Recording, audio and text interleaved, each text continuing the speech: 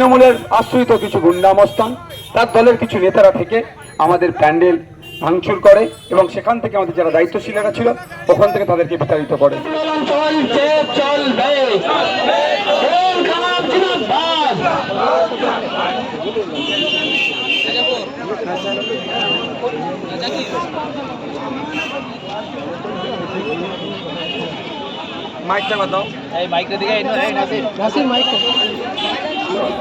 আমাদের প্রার্থী Indian secular ফ্রন্টের প্রার্থী খামচন্দ্র নিয়ে লড়াই করছেন যে আগামী 25 তারিখে তার পক্ষে ভোট যাতে দেয় সেই বক্তব্য নিয়ে আমরা ভোট নিয়ে সমাজের জন্য কি করব, দেশের জন্য কি করতে চাই, এই নন্দীগ্রামের মানুষের জন্য কি করতে চাই, তমলুকের মানুষের জন্য কি করতে চাই সেটা জানাতে এসেছিলাম। কিন্তু দুঃখের বিষয় আমাদের সমস্ত স্তর থেকে যে সময় একটা প্রোগ্রাম করতে গেলে জনসভা করতে গেলে যে সমস্ত পেপারস করে প্রয়োজন হয় সমস্তগুলো আমাদের কাছে ছিল। আমরা যত সময়ে প্যান্ডেল মাইক স্টেজ করার জন্য প্রস্তুত যখন নিচ্ছিল তৃণমূলের আশ্রিত কিছু গুন্ডামস্তান তার দলের কিছু নেতারা থেকে আমাদের প্যান্ডেল ভাঙচুর করে এবং সেখান থেকে আমাদের যারা দায়িত্বশীলেরা ছিল ওখান থেকে তাদেরকে বিতাড়িত করে।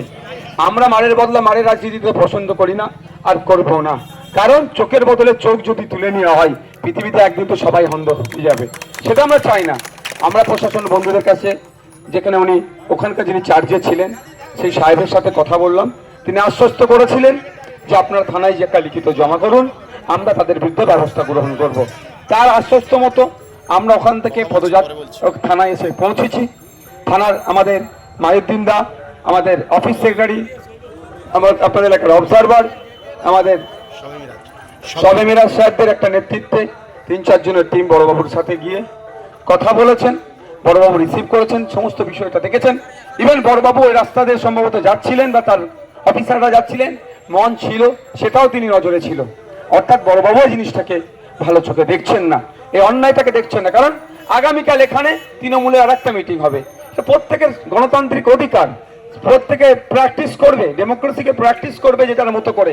আজকে তৃণমূলের আশ্রিত গুন্ডামস্তানরা যদি মনে করে আইএসএফকে এই প্র্যাকটিস থেকে বাধা দেবে, এটা মনে রাখবেন দেশের আইন বিভাগ ব্যবস্থার প্রতি আমাদের ভরসা আছে। যে বেটা ভাবছে ক্ষমতা আছে, দাদা দিদির হাত তাদের কাঁধে আছে, শুধু তাদের একটু বলে যেতে চাই এখান থেকে যে আপনার জ্যোতিপ্রিয় মল্লিকের হাতেও কিন্তু দাদা দিদির হাত ছিল, কাঁধে ছিল। শাহজাহান শেখেরও কাঁধে কিন্তু দাদা দিদির হাত ছিল, উত্তম শিবুদের কাঁধেও কিন্তু হাত ছিল, ওইদিকে পার্থবাবুরও কিন্তু কাঁধে হাত ছিল এবং অনুব্রত বাবুরও কিন্তু দাদা দিদির হাতটা কাঁধে ছিল। তারা কিন্তু প্রত্যেকের আজকে জেলের ভাত খাচ্ছে। তাই আইন আইন আইন বিচার ব্যবস্থা সবার জন্য সমান, কেউ আইন বিচার ব্যবস্থা ঊর্ধ্বে নয়। আজকে আমরা থানায় জমা দিয়েছি, থানা আশ্বস্ত করেছে, এফআইআর রেজিস্টার্ড করছে, এফআইআর শুরু করছে। আমি আশা করব যে কালকে আমার ওই মেদিনীপুর জেলার এই বিপ্লবের মাটিতে কালকে আমারও প্রোগ্রাম আছে, আমি কালকে আবার আসবো এই বিপ্লবের মাটিতে। যদি কালকের মধ্যে কোনো অ্যাকশন না নেয়, পরবর্তী কি করতে হয় না করতে হয় গণতান্ত্রিক প্রক্রিয়ায় আমি আমার ভালোবাসার মানুষ আইএসএফের কর্মী সমর্থকদের উদ্দেশ্যে তখন জানাবো। আজকের আমাদের এখানে কোনো ভাষণ দেওয়ার মিটিং নয়।